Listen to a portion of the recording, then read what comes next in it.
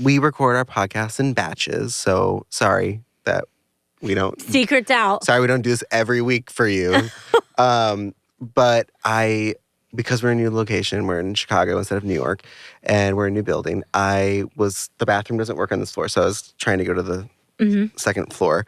And I thought, being smart, I would just take the stairs because so much faster to take stairs. So I go into the stairwell, and I go down, and I try to open the door, and it's locked. And so I'm like, oh, the door is locked. Yeah. So I'll go back up. The door is locked. All the doors are locked. So I see a sign that said... You didn't have your phone, did you? I did not have my phone. You... So then I see a sign that says, doors will unlock in case of an emergency. So my first thought was, this is an emergency. But how would anybody know? Yeah. Okay, so I'm trapped. So I go all the way down to the bottom floor, which apparently is like the bottom. Yeah. And there's a tailor. There's just a woman doing tailoring. Incredible. So I felt like I had... So you got your jacket hemmed. Yeah, that's what I'm wearing now. And Make it lovely. I'm like, I don't know how to explain to you what I need or where I just was or where I'm going. I was like, I'm waiting for the elevator. So she's like, oh, yeah, go that way. So I go the way this all just happened. And then there was a man in a raincoat. There was a man. He was not in a raincoat, but he had looked at me like, I know what you want. So I go in and I'm like, it's not the building. Yeah. I'm in a different building at this point. And I'm like, I'm trying to go back to BAM Studios, which I think is like First Erie. I don't know the street. And he goes, okay, you're going to turn around and go the other way. So I go the other way. Were you outside at this point? I don't know where I am. I felt like it was an episode of the Santa Claus. And so then I'm running around and like people are like coming in from their smoke break, kind of funny. And I like asked like, where are the elevators? And I'm saying BAM Studio, but I know that not everyone knows that this is where it is.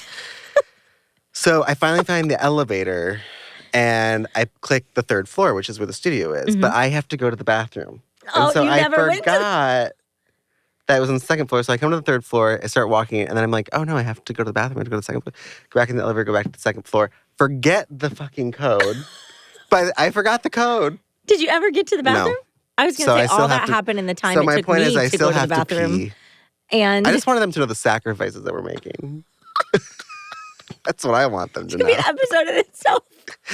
But it's kind of funny because we had to take a break. We're going to be talking about... And we're talking about taking breaks. Yeah. Specifically smoke breaks. Well... Why do you want to talk about that, Sid? I'll tell you. Go ahead.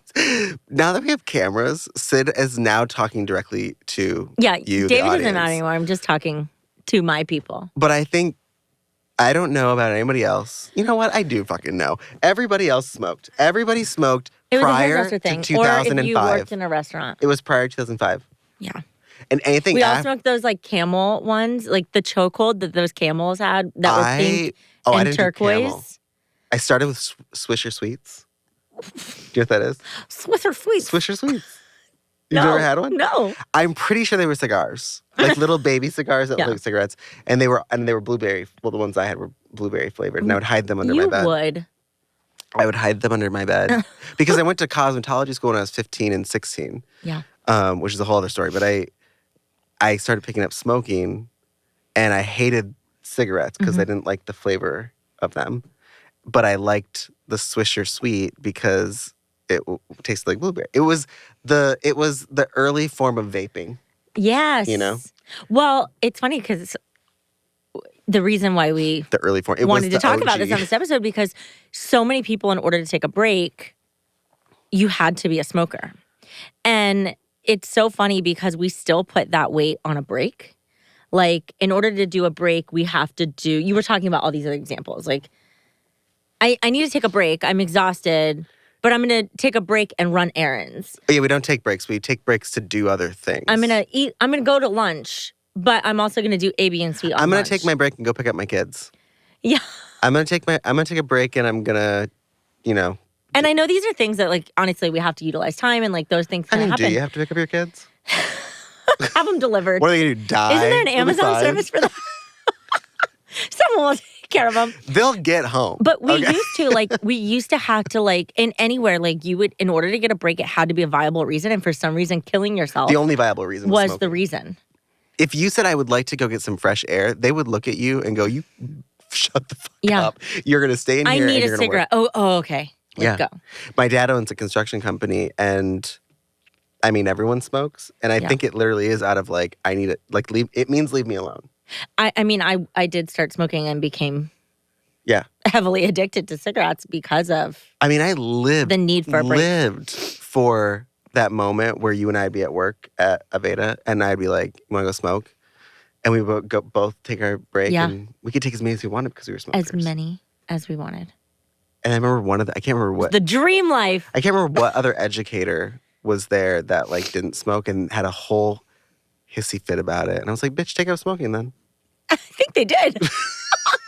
I think that happened. They're dead now. Well, also, but also, I think we have to remember too, we replaced it. Now there is this movement of mental health and actually identifying it and great movement and realizing that it's a real thing and that we're not being told that we're nuts, and a lot of us are medicated, and so we've just switched from one to another. But now we're still doing things in our industry where we're not getting a break, and we even do this.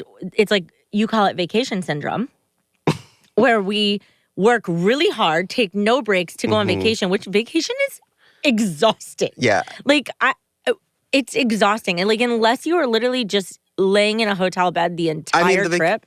A vacation to me would just be a trip to the hospital where they... IV fluids. Yeah. They put you into... trash TV. I need a 7-day coma. And hospital food always is a cleanse. You don't even need food when you're in a coma. And then you're getting fluids, you're getting all your stuff, and then you just get to go home. Yeah. Well rested. Right? That's the kind of that would be a true vacation. But the other version is planning where you're going to go and making sure the kids are getting ready and making sure that your partner agrees with and then arguing about how much money.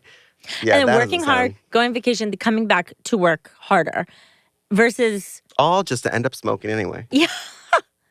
It's I gotta crazy. Be honest, I just switched from cigarettes to weed.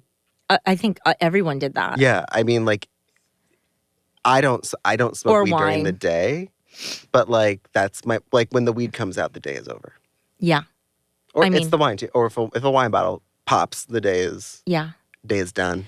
I'm not a big. I'm a social drinker, so to drink at home. She's not even that.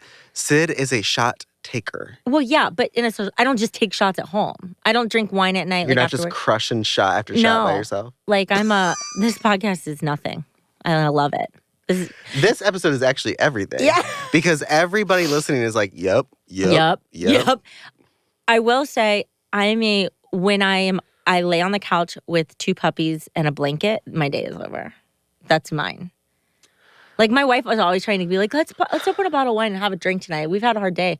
I just can't get into it. Yeah, I don't drink at home either. But if she was let's go crush some tequila at the bar, I'd be which is I'm funny your ride or because die. I would not want to get up and go out. I don't play video games, but my nephew introduced me to Fortnite, and so I bought a whole console so I could play Fortnite. And now it is meditative to me. Yeah. To shoot other people. Everything that we're describing is self-care and self-time. And I think this is the part where if you actually set boundaries within your business, you wouldn't run your errands on your freaking lunch break. You'd eat lunch. You'd play and then Fortnite make and time get to high. run your errands on a different. It's time management. That's what this episode is about. It's about time fucking management. Take a break. Well, sit the hell down. I think it's just interesting what we find break worthy. Right. So, for example, to take a breath isn't break worthy. No, to get fresh air, not break worthy. To get some vitamin D, not break worthy. To spend time with your kids, depends on who you work for. I think there's a level of trying to understand that a break, I guess nowadays more people are I'm going to go on a walk. I'm going to go for a walk. The whole world has shifted more into wellness, thank God. Yeah. So there is more priority around it, but we still don't prioritize it the way that it should. I think wellness is like technology for millennials. So millennials... Oh, yeah, we can make it toxic. Yeah, We can take something great and ruin it. We can't have nice things. Yeah, all of that. We, as millennials, grew up in a world where there was no technology and there was technology. Because of that, we weren't taught how to use technology. It was just given to us. So now we live in a world full of technology. Look around, and we try to use it, but our default is to abuse it, right? If we try to use it, but we abuse it. Right. I want that on a shirt. Put it in a quote. Quote it. Trademark it. We own it. So can't steal it. So for example, like I think like, you know, Instagram, social media, Facebook, TikTok, Twitter, whatever the fuck, they're all really great forms of media that you could use to your benefit. So what did we do? We decided to create salad fingers. Do you remember salad fingers? That was a gem. Do you remember Old Greg? Shoes, just cat cupcakes. Videos, cupcakes.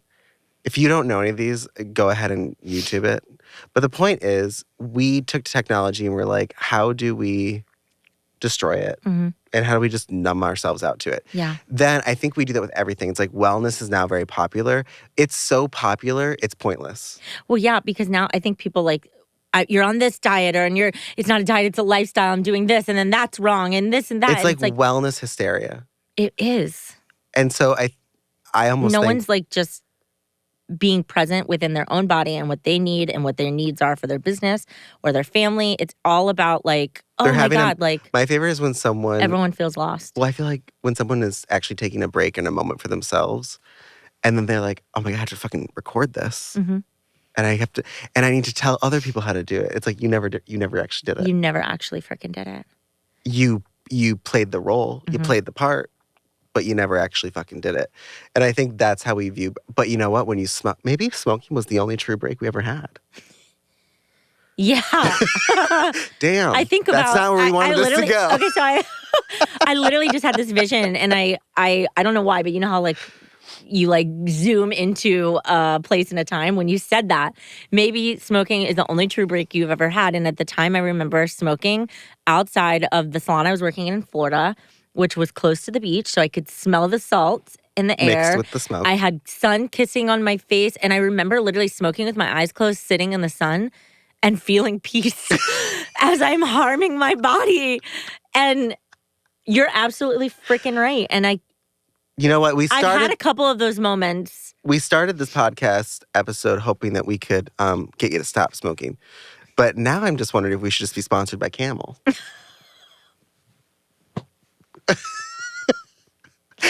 No, I know. I'm like... Sid, if it was up to Sid, we would have ended the episode right there. But we're not going to. And we got a call. I don't even know, as at a coach in this moment, I'm like, I got to sit with this thought because I'm like... Smoking was the last time that I truly felt peace. I think that's really true. Yeah. It wasn't the smoking. It was what taking that smoke break gave me. Well, at the time too, God, we didn't use social media the way we did, so I wasn't sitting outside checking social. Yeah. I was literally taking a break. You maybe were texting. Yeah. If that. Well, I remember like my first smartphone was a BlackBerry because I wanted to be an old businessman. Yeah.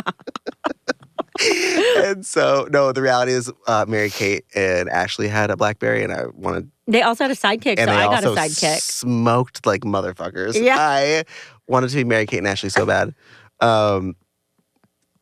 And they had a BlackBerry, so I wanted to get a BlackBerry to be a boss-ass bitch.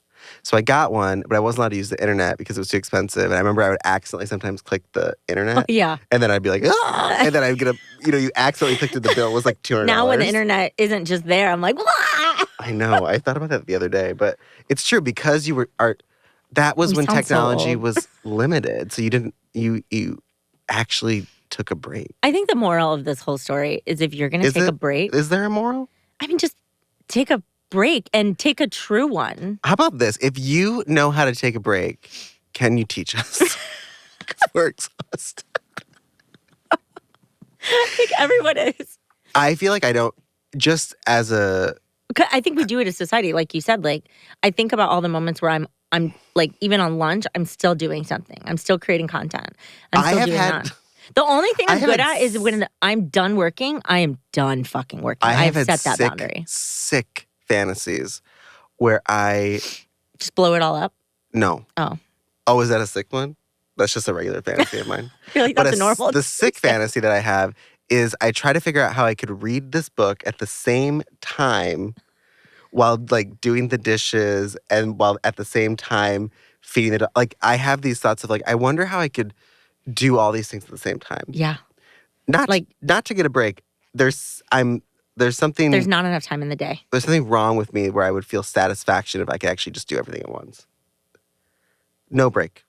Mm-hmm. I don't want a break. Eventually we'll have chips inserted and we can just like upload a book and feel all the emotions at once. Speaking of reading books, right as this podcast ends, there is a viral clip of a man who can read a book in 5 seconds.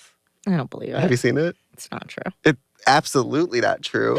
But but he's living my dream because he's convinced himself. He literally takes the book and goes, I have seen and then that closes nonsense. It. And everyone's like, how do we know you read it? And it's like, you don't. But I'm like, that man's living my dream. Does he tell you what it is about? No, he doesn't have to. He has nothing to prove to you and I.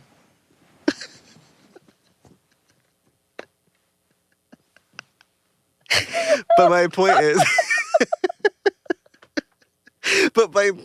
is that he's living my dream. He's getting shit done fast. That's what I want. So I think we can all agree the last time we actually took a true break was when we were smoking. And for all the non-smokers out there, I don't think you've taken a break once. Yeah. Even in pandemic, we didn't take a break because we were just... No, in pandemic, I gained 30 pounds. I gained 30 pounds and drank cases of wine. Thank God for Grizzly. If Grizzly wants to sponsor our podcast, I spent more than enough money to have wine delivered directly to me. And one guy, he delivered it to me one night and said, "Oh, you went for something new." And I was like, "And now we gotta." No, we need to break up. I need a break.